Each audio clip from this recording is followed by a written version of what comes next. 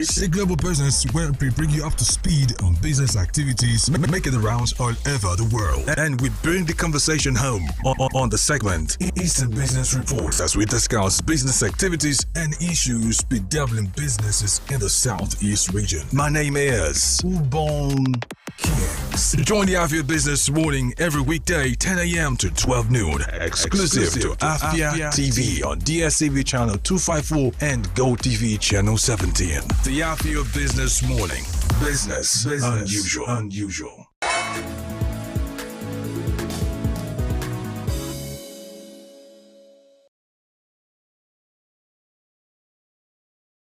You're watching the Afia Business Morning, and this is the Eastern Business Report, which is designed to bring you up to speed on business activities and policies affecting businesses and the economy of the Southeastern region of Nigeria. It comes right after Global Business on the Afia Business Morning. And on today's edition of the Eastern Business Report, we'll be having a conversation, or better still, we'll be having a monologue with me around the conversation specifically about the Yuletide and end-of-year celebrations in the country. And this has to do with food security and Nigeria's future. It may interest you to know that inefficiencies, so to speak, at Nigerian seaports and multiple regulatory agencies are hindering Nigeria's trade sector and worsening food insecurity, experts have said.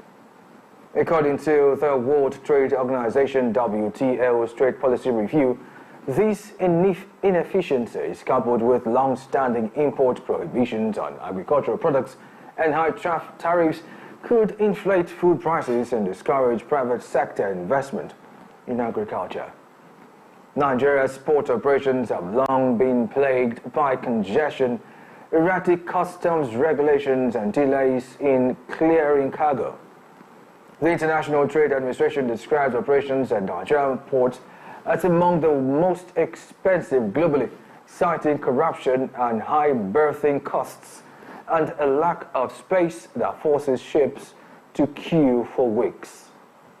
Now, this and more will form the basis of our conversation this morning. My name is Ubong Kings. Welcome.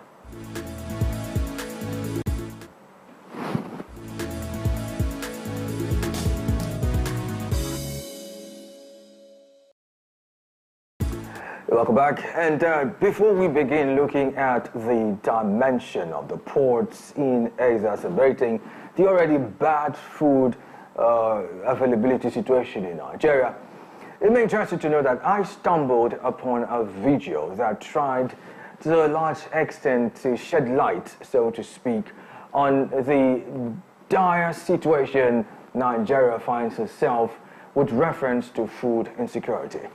Let's take a look. According to UNICEF 2023, 25 million Nigerians are at high risk of food insecurity in 2023. WHO also stated that 26.5 million Nigerians are projected to be food insecure in 2024. What is food insecurity? Why is it a major problem in the society today, even in Nigeria as a whole? Food insecurity is a situation where someone cannot get the food and nutritional requirement they need to survive. At this point, we are going to be addressing the causes of food insecurity in Nigeria as a whole. Number one is poverty. Poverty can mean a person or community is unable to buy all the food they need, or not having enough variety to provide their nutritional needs.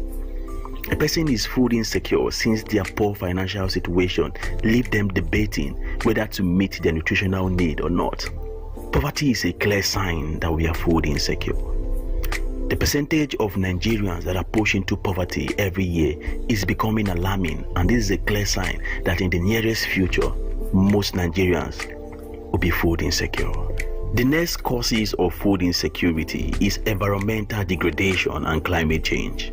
Environmental damage such as desertification, water contamination, and air pollution may reduce how much food a region can produce. And also, human activities that harm the environment disrupt the natural condition that makes agriculture productive. And this activity can lead to less food supply for the local population, thereby increasing food insecurity. The next causes of food insecurity is conflict. Conflict or trade war can lead to massive food insecurity. In terms of armed conflict, people uproot their crop immature and try to flee from fighting. This can lead to massive food insecurity. Other causes of food insecurity are lack of access to farmland to cultivate, fast-paced population growth, natural disaster, and wastage of food. All these can lead to food insecurity in a community, in a nation.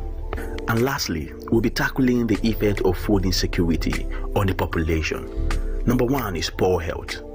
The rate of undernutrition among children and even the population is rising rapidly because of food insecurity. When one does not eat enough, their health is tampered with. They suffer from one disease condition, whether undernutrition, overnutrition, or micronutrient deficiency. Another effect of food insecurity on the population is cycles of poverty. Just like I said, poverty is the inability of someone to provide food to meet his or her need. So the cycles of poverty simply mean when one is poor and cannot feed themselves, it makes them more poorer. And that is one of the effects of food insecurity on the population. The next is disease condition. The rate of disease condition escalates, such as micronutrient deficiencies, undernutrition, overnutrition, and the rest of them. Food insecurity can lead to hunger among the population. Food insecurity can also lead to increased price of food in the market. People struggle to buy. They cannot afford to buy what is in the market. Do you know food insecurity can also lead to unemployment among the population? Food insecurity can also lead to rise in health-related costs. People can no longer afford to take their young ones to the health facility around them because of high costs. And finally, food insecurity can lead to violence and conflict, just like the stampede that happened in Lagos that resulted to the death of Nigerians. People fight to get food. People can kill just to eat because they are food insecure. The government and all its citizens will have to put their hands on deck to fight food insecurity. And climate change should be monitored to ensure that it does not tamper with agricultural activity. Just like a wise man once said, when we fall down the trees in the forest, when we kill all the wildlife in the forest and make money from it, and then when there are no food to eat, then the rich will know that they cannot eat money. Now, a lot of questions will come to mind. I deliberately had to share that video to let you see how dire the situation is. How did we get here? That's the question we want to ask. How do we get out of this sad situation? And is there any hope in sight? Well, let's start with the first question. How did we get here? I'm interested to know that Nigeria has faced food insecurity for decades due to a number of factors. Number one would be government. A government that focuses more on the oil industry at the expense of food production, and policies that do not promote equal access to food. That is a critical condition. Now, climate change, on the other hand, just like the video did share, has led to more frequent and intense floods, which has damaged agricultural systems. Another key issue is corruption, where fraud and dishonesty in the system has contributed to food insecurity. Now, one thing you should also take into cognizance is the lack of infrastructure. With Nigeria lacking basic infrastructure like good roads and electricity, how does one move food or food produce from the farm to the market? At what cost as well? And then number 5 thing I'm going to share with you just before we take a break is the lack of access to bank facilities for farmers to boost production. These are 5 things I've shared. The first, again, is government's policies and all that has not been friendly, especially with the agricultural sector as compared to the oil industry.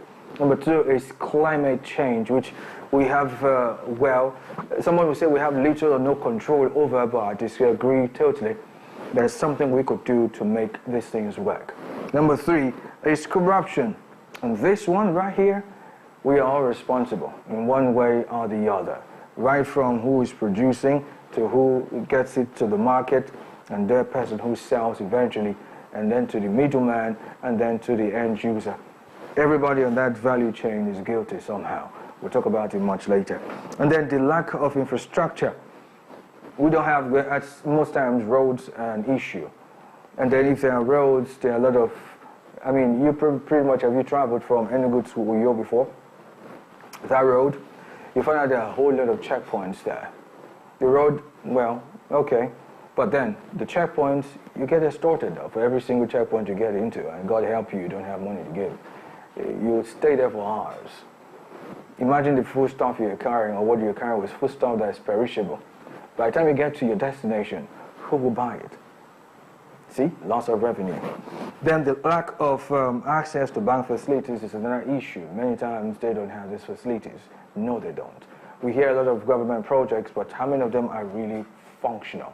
But then, we'll take a short break. When we come back, we're going to be looking at other things, especially with reference to what, number one, we're going to be looking at the dimension of UN raising an alarm over the fact that Nigeria is facing serious food insecurity, and in a lot of quarters in the Nigerian government system, a lot of them are not talking about it. And then, of course, we're going to also look at how climate change also affects food security or insecurity right after this timeout. Stay tuned.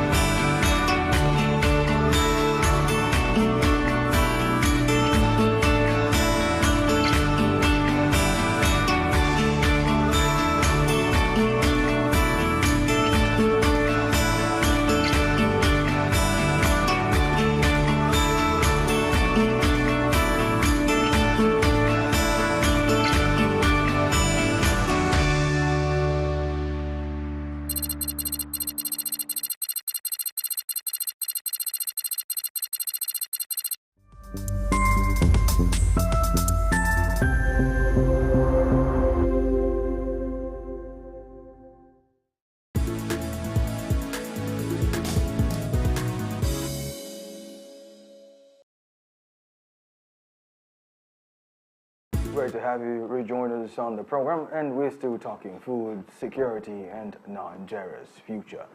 And we began looking at issues that, if addressed, can help turn around the bad situation with reference to food insecurity in Nigeria. Now, other things that could probably be looked at as issues will be poverty, like we saw in that report, because poverty is the root cause of food insecurity in the country. That's the truth. There's another issue that it pretty much relates to poverty, population growth, because many times when there is a population explosion, many times the available resources will not be enough to cater for this population, right? So yes, the low levels of education is yet another issue, because this contributes to food